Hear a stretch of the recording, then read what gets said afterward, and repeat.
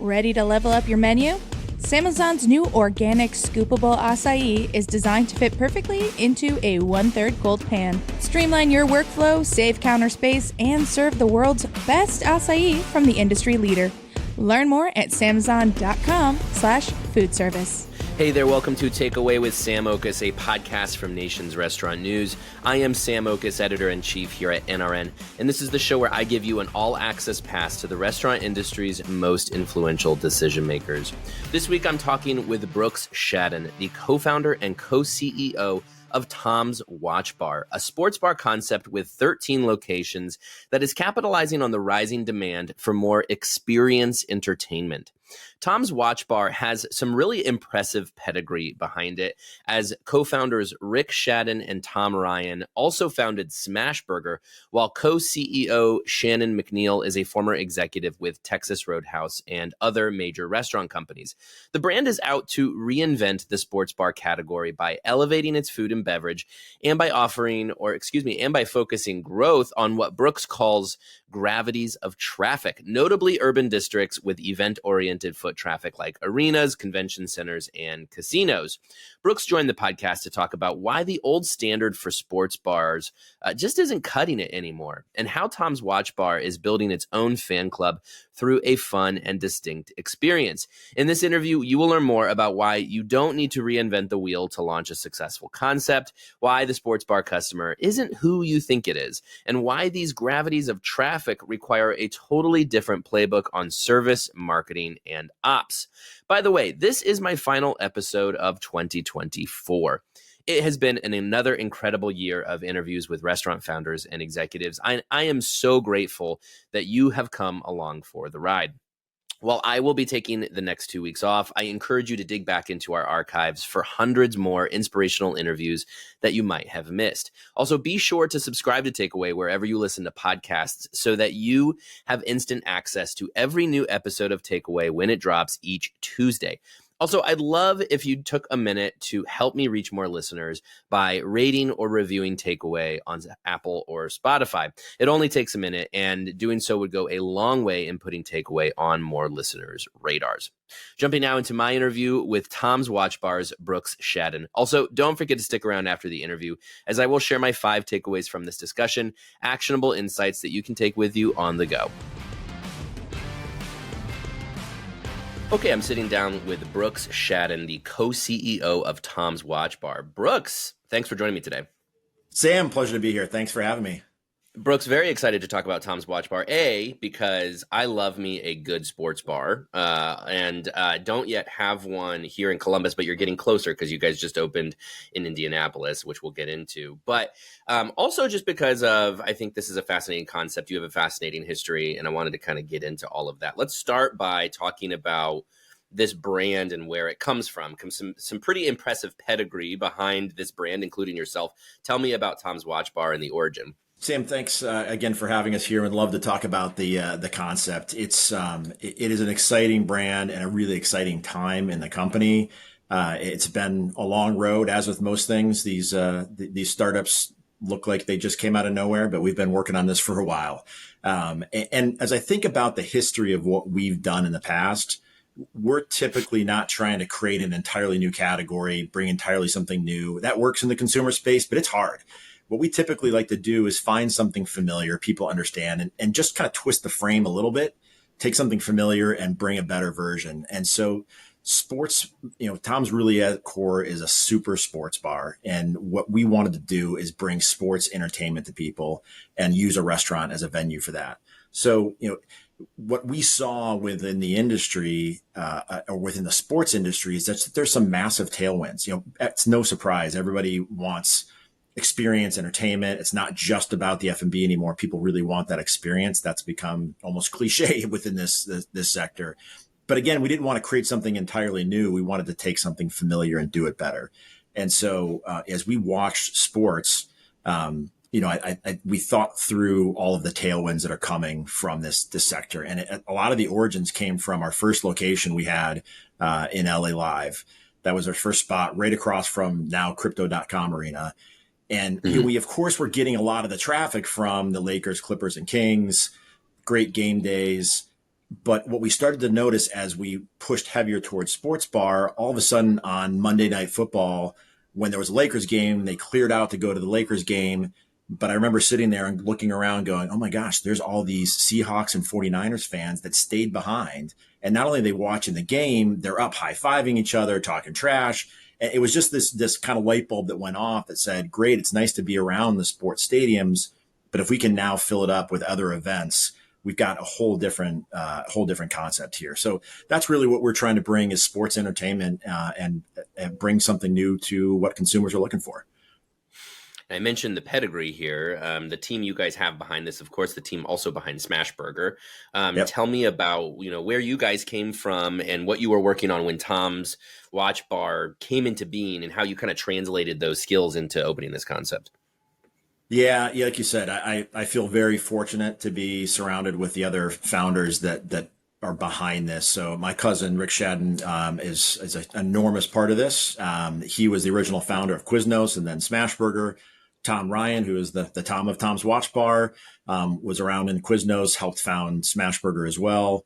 And now Shannon McNeil, who's my co-CEO as well. And it came from decades of operational backgrounds. Darden, Texas Roadhouse, helped start Bubba's 33, helped build out Cheddar's. So we have this really impressive background, but also really complementary. I think we all bring something very different to the table that does complement each other. And so I think it's really part of the success of the brand. I think the other thing that you find over the years is people that have been through a few different cycles helps a lot. You've seen what works, you've seen what doesn't work. Helped us get through COVID because you understand these things happen and how to work through up cycles and down cycles.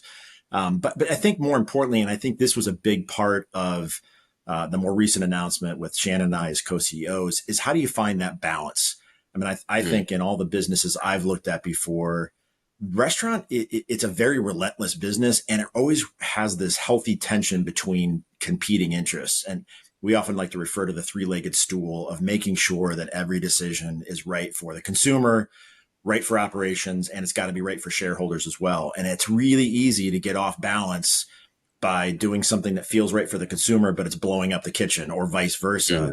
And I think having Shannon and I as co-CEOs really helps gives us a nice balance in decision making. And again, it doesn't work for everybody, but I think we have, Shannon's just as much a friend as he is a colleague. And there's just an implicit trust that we have with each other and healthy balance in those decisions. So like you said, a great pedigree behind the brand. And it's really helpful to have all of this expertise in a lot of different disciplines to build what we're doing right now. For sure. All right. So talking about the concept, what I love about this brand, you put it right there in the name, what this is intended to be. It's a watch bar. It's to go and watch something. Tell me about how that manifests inside the restaurant, what that looks like. Yeah, it's interesting. We debated this a lot, as I'm sure a lot of people do, with what's the right name up front. And it was easy to call it Tom's Sports Bar. But one of the things we were trying to do is get away from that traditional thought process that people think about as a sports bar. The stinky beer, dirty floors, jerseys on the walls. We wanted to not have people's minds go directly towards that. And so to that point, what we're trying to do with the way we lay the space out is how to accommodate what people are watching these days, because they are watching a lot of different things. Part of it is the number of games. The number of games are increasing in sports. So a perfect example, we're going into college football. We've got a 12-game playoff series, which you didn't have before. Yeah. You've got, all these national conference championships going on this weekend, depending on what date we're actually talking about this. But people are watching more than one game when they come in. But the other big tailwind is sports betting, fantasy leagues.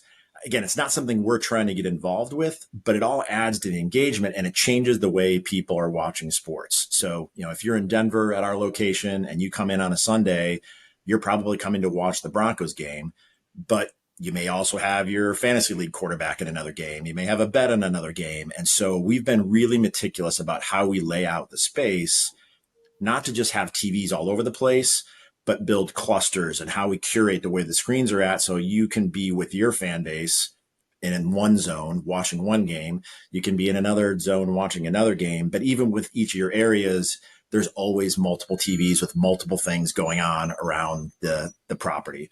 So it's an important part of what we try to do with curating the space, just because people are watching things differently. The other thing that's Mhm. going on is the breadth of sports is different. So who would have thought there'd be such a buzz around the WNBA right now?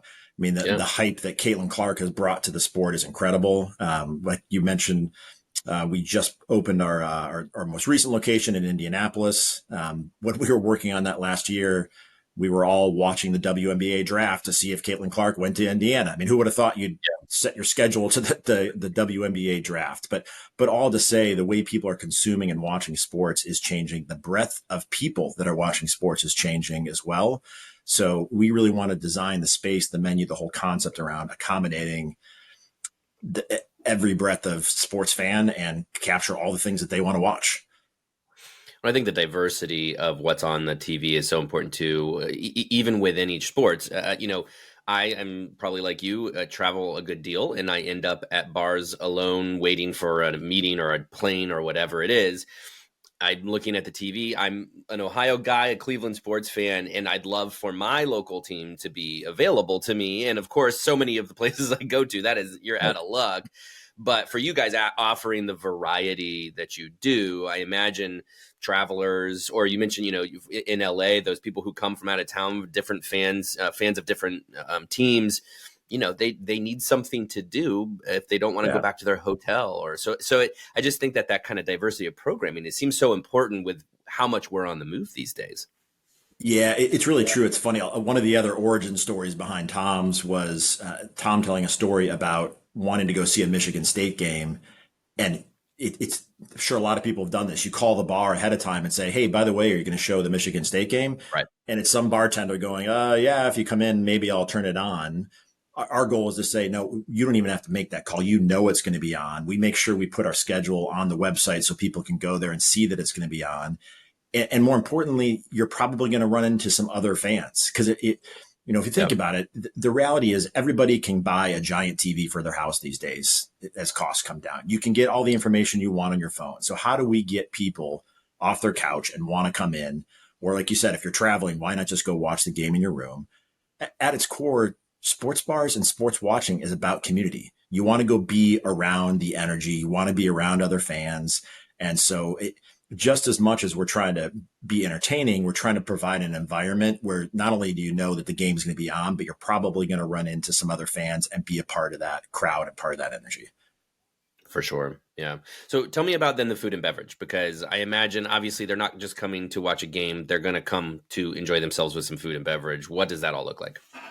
Yeah, so a big part of what we were trying to do with the menu is accommodate this fan base. And so we're sports, so we know we have to have the core staples of what people expect for a sports bar. So great burgers, great wings, but let's do an elevated version and make sure they're better.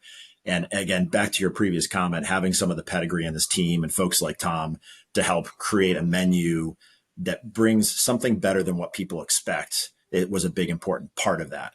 The other aspect was the breadth of people that are coming in. Like you mentioned before, it's not just, a bunch of college kids in jerseys coming in. That's not necessarily our fan base. We are darn close to 50-50 male, female in our audience. And so we wanted to make sure we had a breadth of menu that got the core of what we're going to sell the most of, but also have a few more elevated things like a prime rib French dip sandwich. We have, ahi tuna tower, a poke bowl, really good salads. So make sure you round it out. They may not be your highest sellers, but you avoid that veto vote when somebody says, I don't feel like burgers and fries. You have something else you can offer for whatever people want to do. Because the other piece is in a location like LA Live, people are showing up before the game. They spent a lot of money on their tickets. They may be looking to get in and out fairly fast. That's a really different occasion than somebody who's coming in on Sunday or Saturday to watch NCAA football. They might be there for 3 hours. And so that might be more of an appetizer type menu where they're kind of grazing for a few hours and drinking for a few hours. So a lot of different thought that went into the menu on that front. The other piece was really design the menu around a kitchen engine that could put stuff out fast, because we don't really operate like a traditional restaurant. Our revenue doesn't come in traditional lunch and dinner day parts. We could get big surges. You can go from empty to 1,000 people in there like that because the game's starting. So we had to design a menu and a kitchen that get things out really fast. And it's all these just little decisions that we had to put in place that layer up to great service, great food, get food in front of people, never have an empty drink. Nothing worse than watching the game and your beer is empty and you're looking around trying to find somebody. So there was a lot of things that went into not just designing the menu, but also the service platform and kitchen behind what gets that out. So this is random, but it just came to my head when you were talking about, the need to get food and beverage out quickly. Yeah. When you're dealing with sports fans, especially, there's a lot of emotion involved in that. You've got a lot of ecstatic customers and you've got a lot of super bummed out customers too. Right. Does that have to get baked into your labor model, dealing with perhaps sometimes unruly, especially if they're having a lot of drinks, like unruly, angry customers, or maybe celebrations that go awry? How do you deal with that? Yeah, it's funny you should say that. There's all kinds of different stories that are popping in my head of different occasions that we've had to deal with on that front. I think a couple of different things that come to mind. One, we've very intentionally designed our service platform so that we keep servers in their stations. And so that's using handheld technology, using runners, a whole host of other details I wouldn't get into, but our goal is to make sure they are always in their sections. So I think it helps the servers build a rapport with the people there.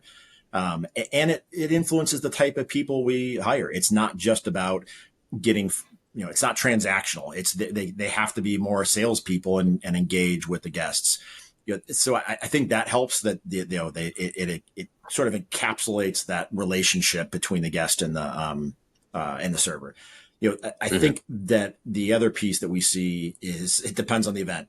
As an example, when UFC is another great example of a sport where it wasn't mainstream before. We now sell out every location across the country for UFC events. But with that crowd, you can tend to get a little bit more unruly. So, those are the kind of occasions where we actually make sure we have security on staff just to make sure that things are kept sane.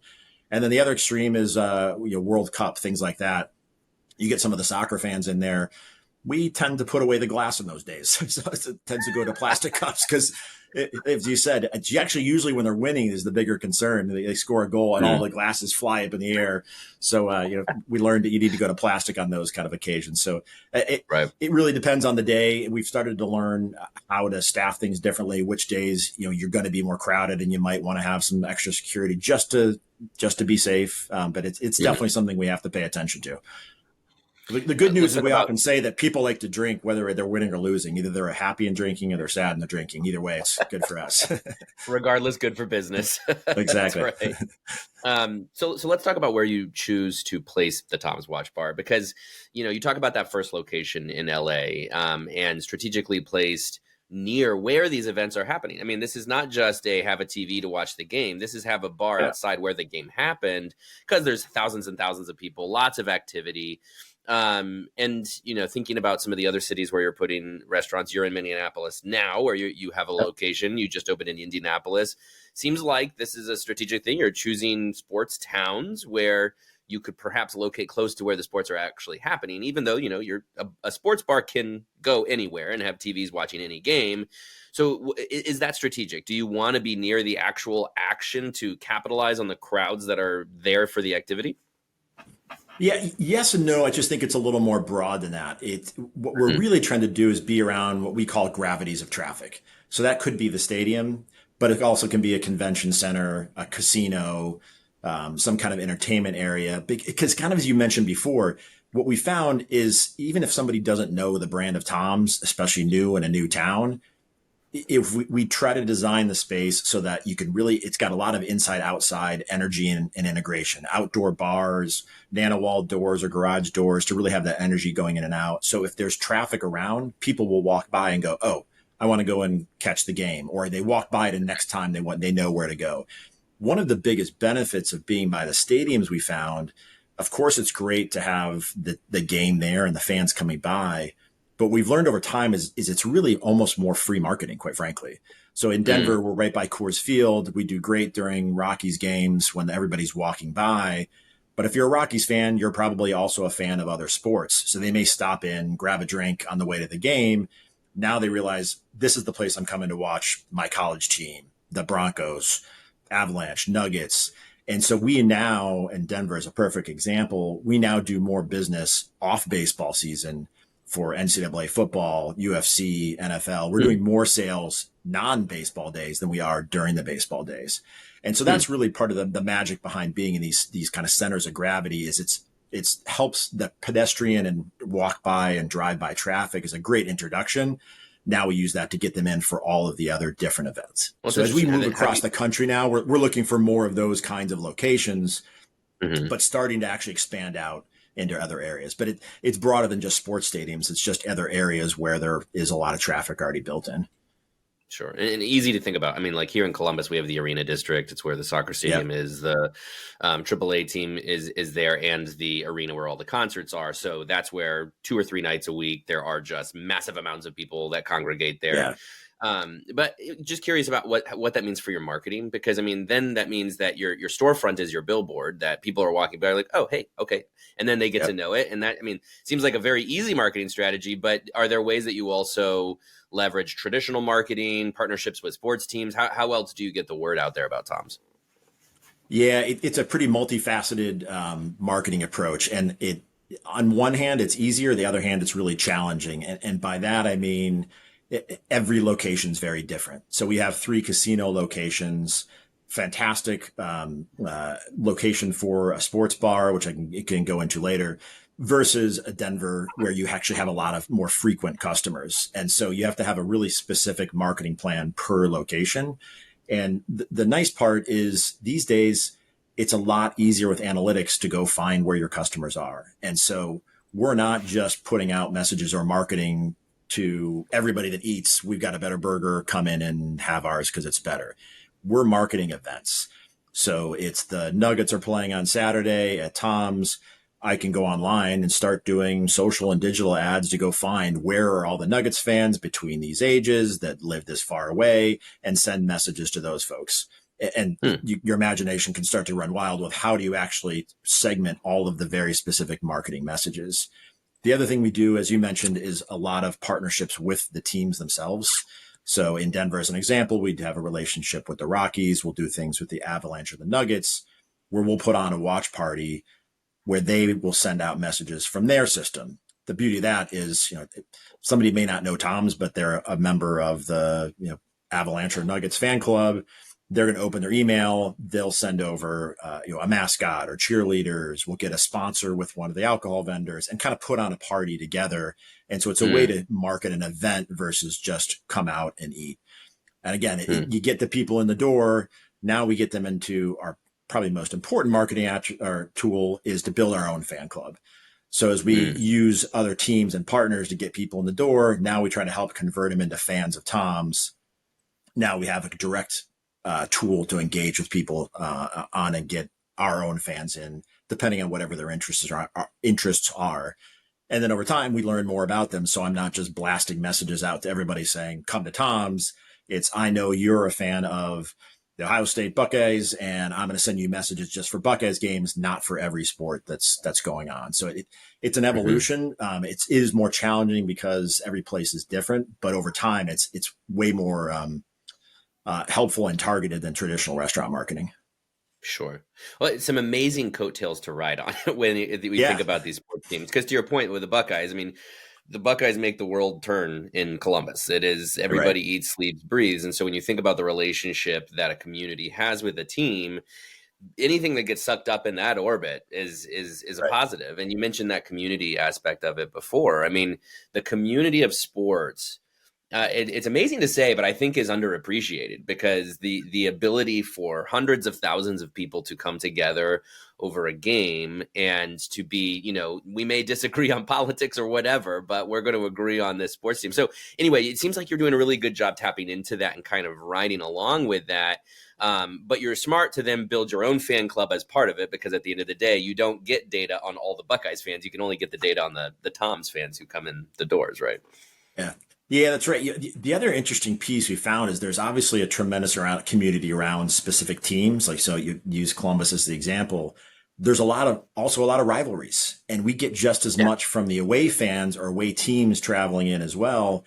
And there's a rivalry, but it's kind of a healthy, fun tension. And you almost want that energy in in the restaurant. A lot of times it's kind of fun to see, as I mentioned, that you got the 49ers and the Seahawks there together. They're all kind of talking trash and up high-fiving each other or whatever it might be. And it's interesting, as we've designed the spaces, we very intentionally lay the space out to not segment people too much. We try to avoid booths and banquettes and things like that, because it tends to keep people to themselves versus create more of a bar atmosphere, create more movable furniture and things like that. So there's that engagement and interaction.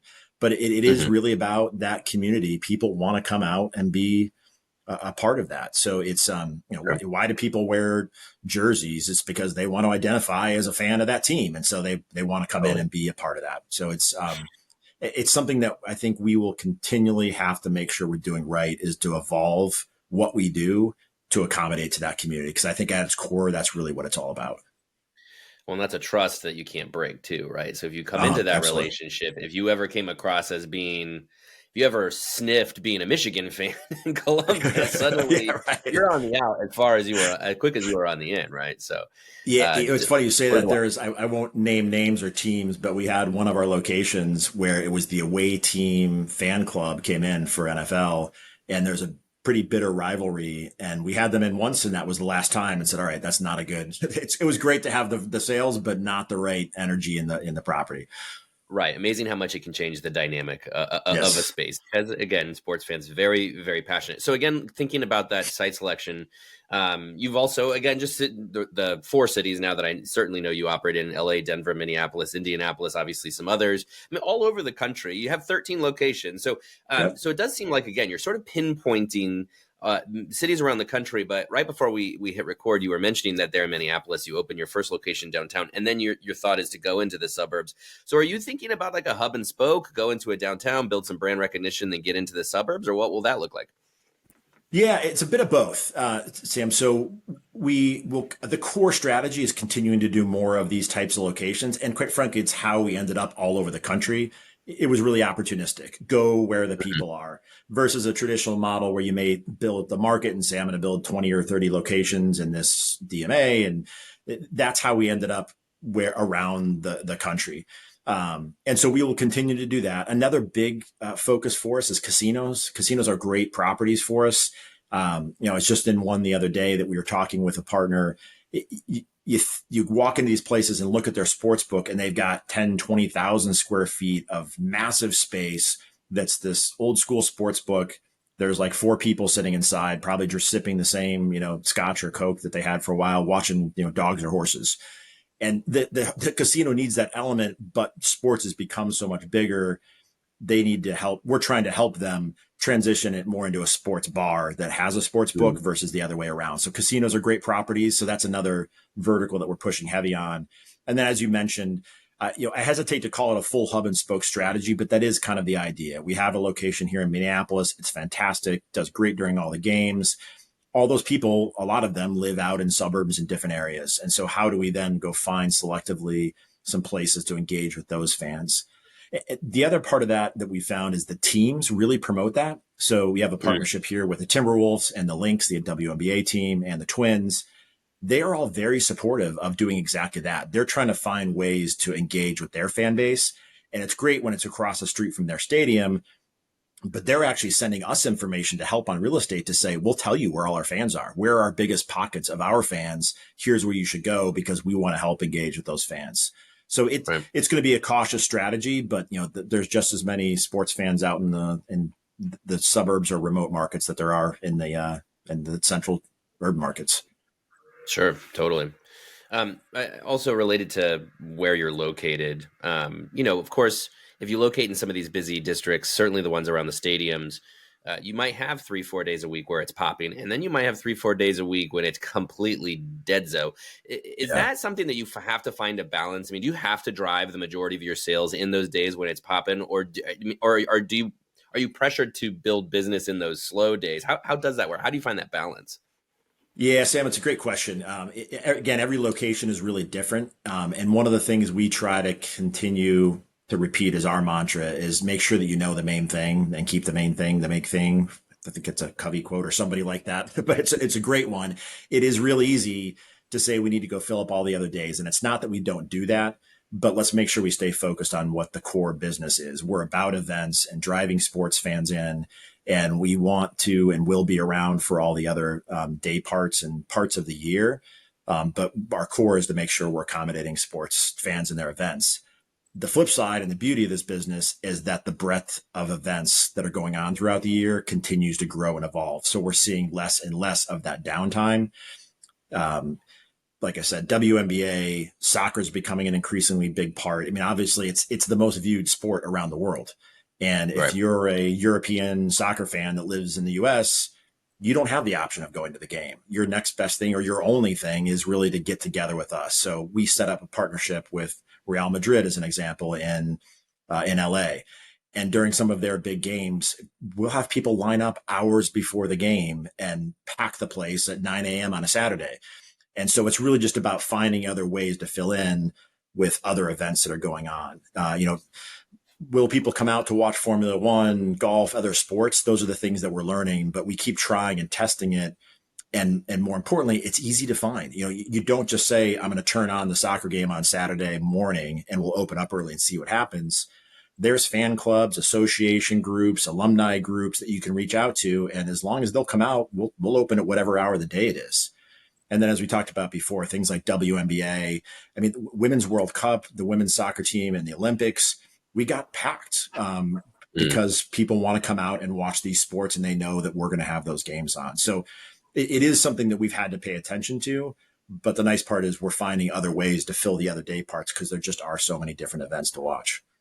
So you're flexible then on your opening hours? Like if there's a game that is in Europe, you want to open early for that, you'll do it. But otherwise, you're not open for like breakfast every day, are you? No, but it's interesting. We are in the casino properties. We're actually open for breakfast as well. Okay. In casinos, especially in Las Vegas, day parts are a little fuzzy. People don't quite know what day it is. 24/7. It's actually funny in our Las Vegas location, which is our biggest volume location. Our number one seller is just a basic breakfast platter. Because they'll order it for breakfast. Wow. They're there at dinner. It's again, day parts are a little fuzzy out there. So they'll order a lot of different things.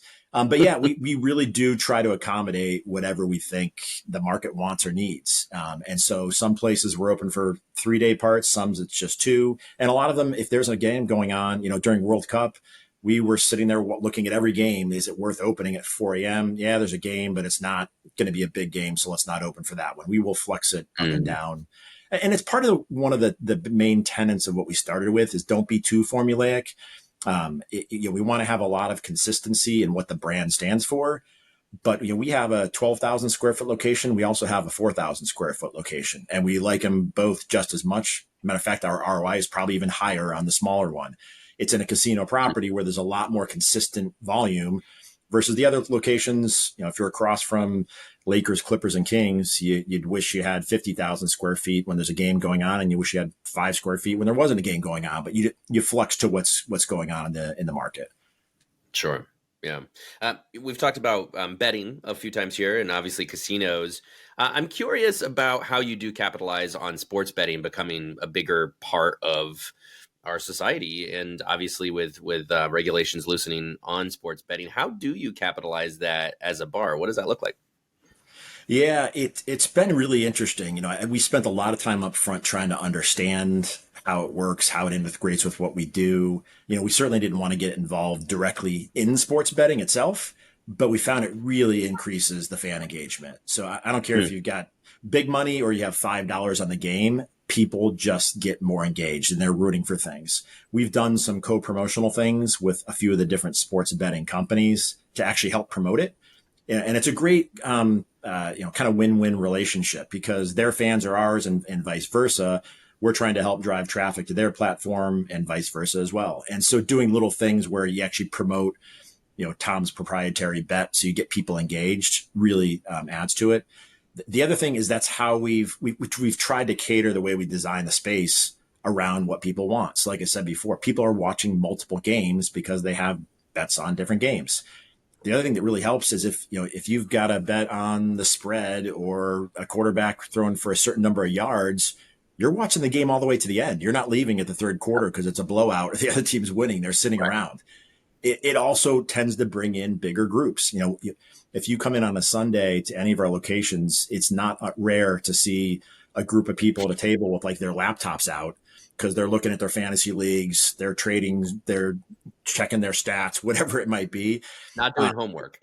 That's right. That's right. Yeah, they're not writing their essays for the next week.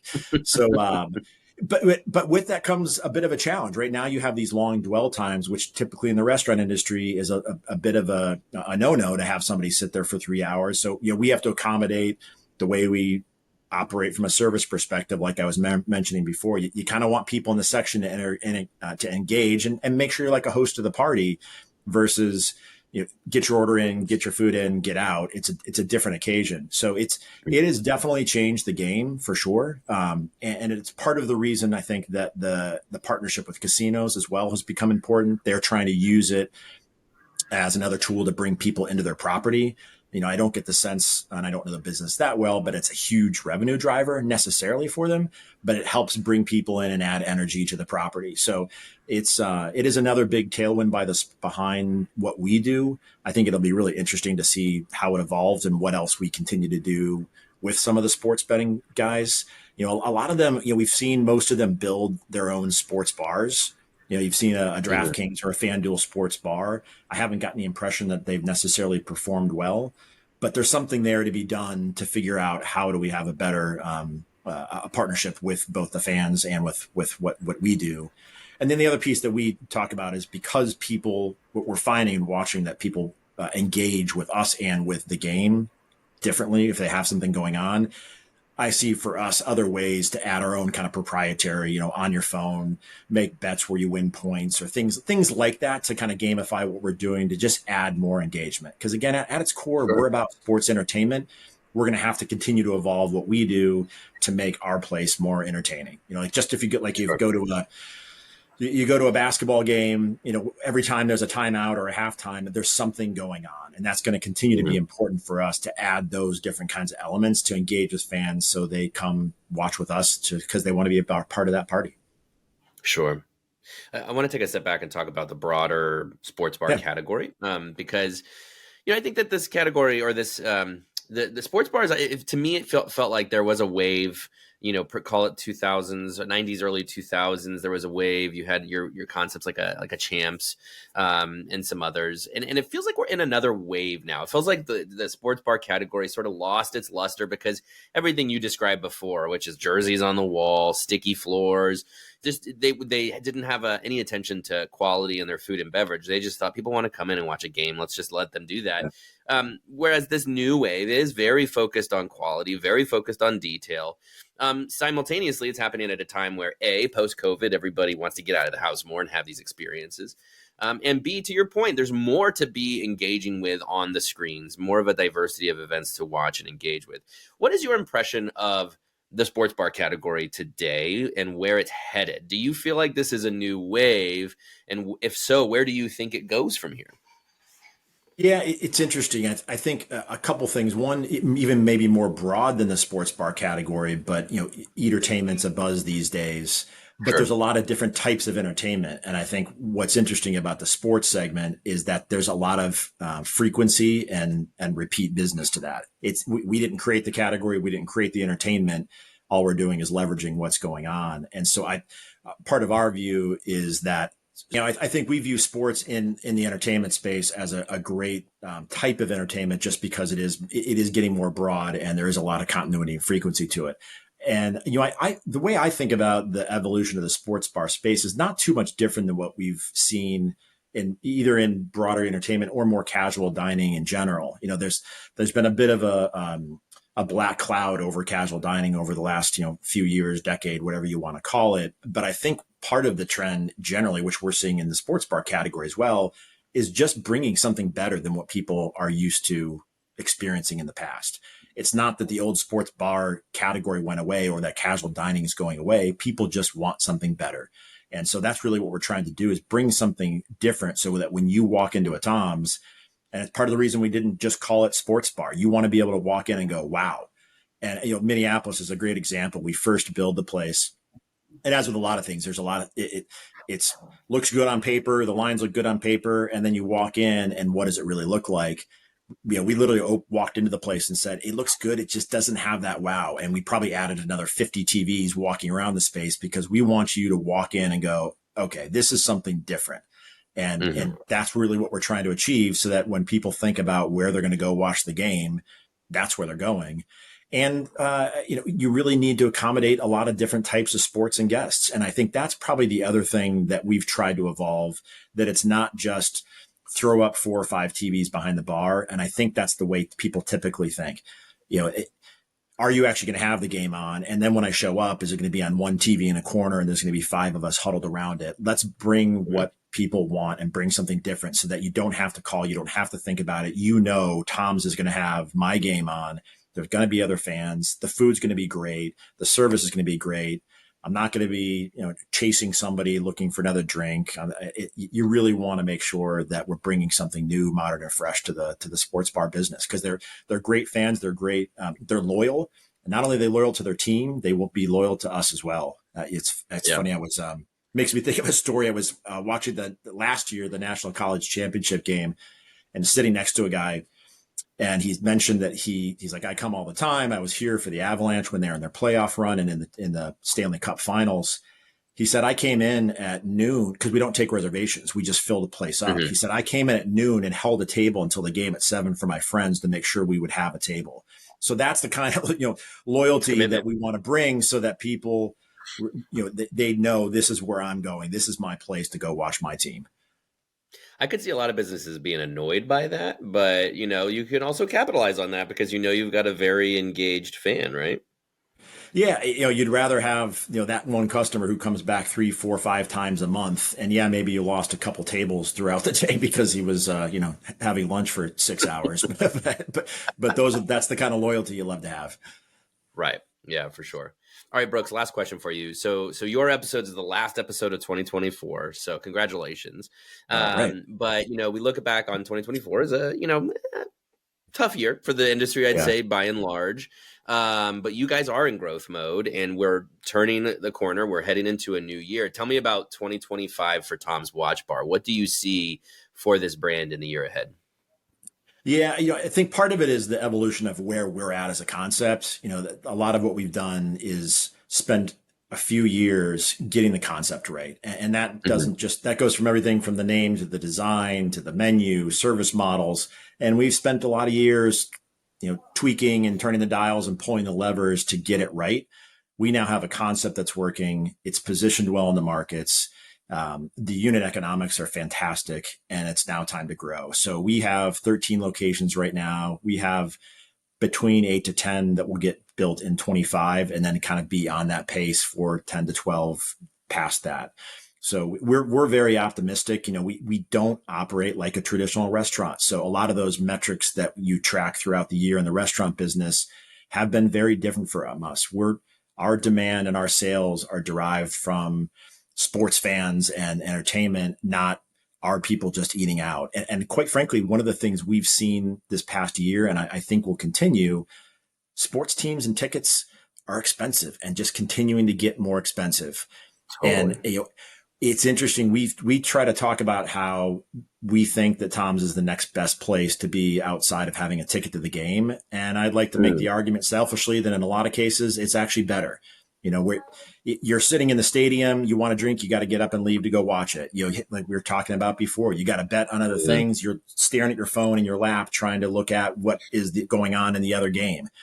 We're trying to be leads, and the game is this small. Exactly. Yeah. You want to see the replay, right? And you want to be around other fans. When you're at the game, you're with the people you came with, but it doesn't have that same interaction. So, we've had a lot of people say that I'd rather come here because I can watch all the games. I can be around a lot of the other fans. I'm going to get better food. And so rather than spending $500 on a ticket, you can come spend a fraction of that and get a better experience at Tom's. So all to say, I think what we're seeing is that people want value. That's obviously one of the other big trends in the industry right now, and making sure you're giving right value. Well, value doesn't have to be just price. We got to make sure that we're bringing great food, great service, and a great entertainment and a party, so that you feel like you're getting way more than just the cost of what you spent on your meal. And we're not going to charge you a ticket. We just want you to come and enjoy, have a good time. That's great. Well, it's exciting to watch Tom's Watch Bar. Really exciting to see where you guys go from here. So, Brooks Schaden, co-CEO of Tom's Watch Bar, thank you so much for your time. I really appreciate it. Yeah, thanks, Sam. I really appreciate the time. Have a great day. That was my interview with Tom's Watch Bar's Brooks Schaden. So what should you learn from this interview? Here are my 5 takeaways. My first takeaway is that you don't need to reinvent the wheel to launch a successful concept. Brooks said that he and his 3 co-founders in launching Tom's Watch Bar, they were looking to take something familiar and find a better version of it. He pointed to Smashburger as a good example of that, with Rick Schaden and Tom Ryan when they founded that brand back in 2007, 2008.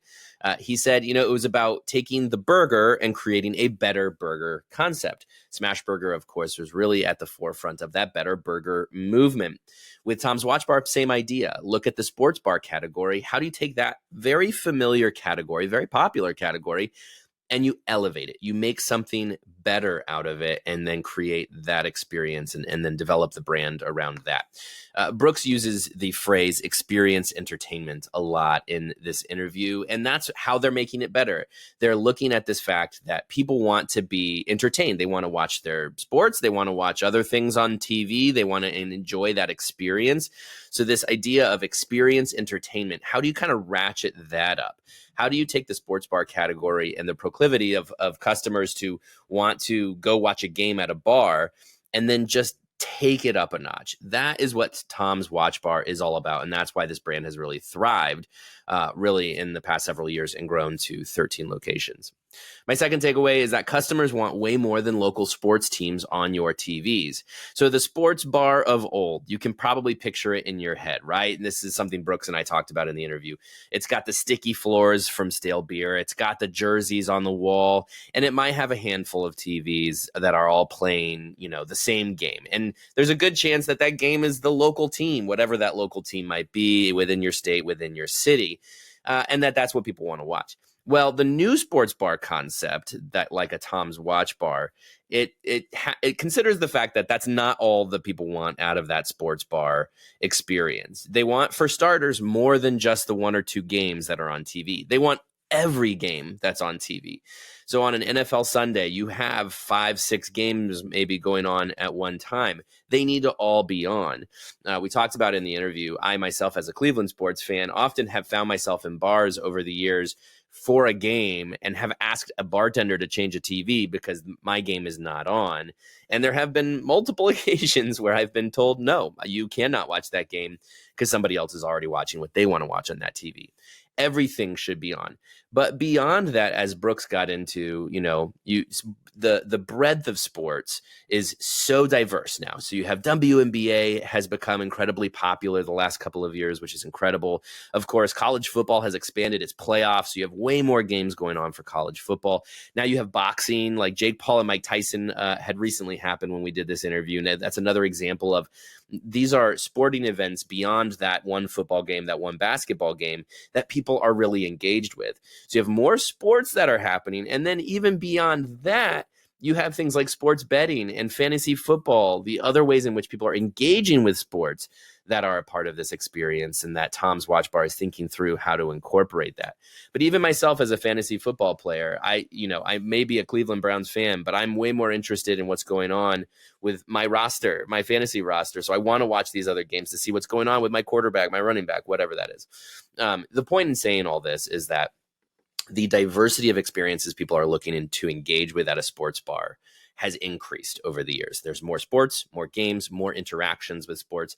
Heck, there are even non-sports activities that people might want to go watch at a bar.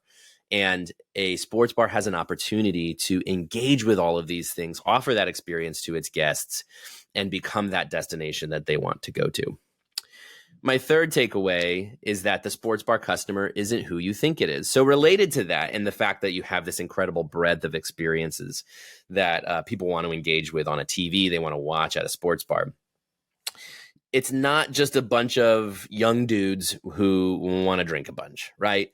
Anymore, I couldn't believe this. Brooks said that they're about 50-50 male-female.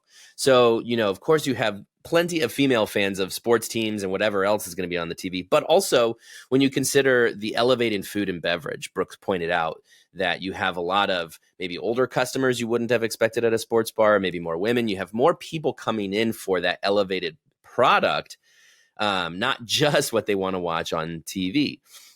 So there is opportunity here. When you think about a sports bar and you want to, open one of those, if you are very kind of closed-minded in thinking of what that experience should be and has been in the past, think again. Think more about how you can ratchet up the quality and serve way more than just that young, hungry guy who wants to watch the game with his buddies. Because fact of the matter is that there's something for everybody on TV, which means there has to be something for everybody in your sports bar experience.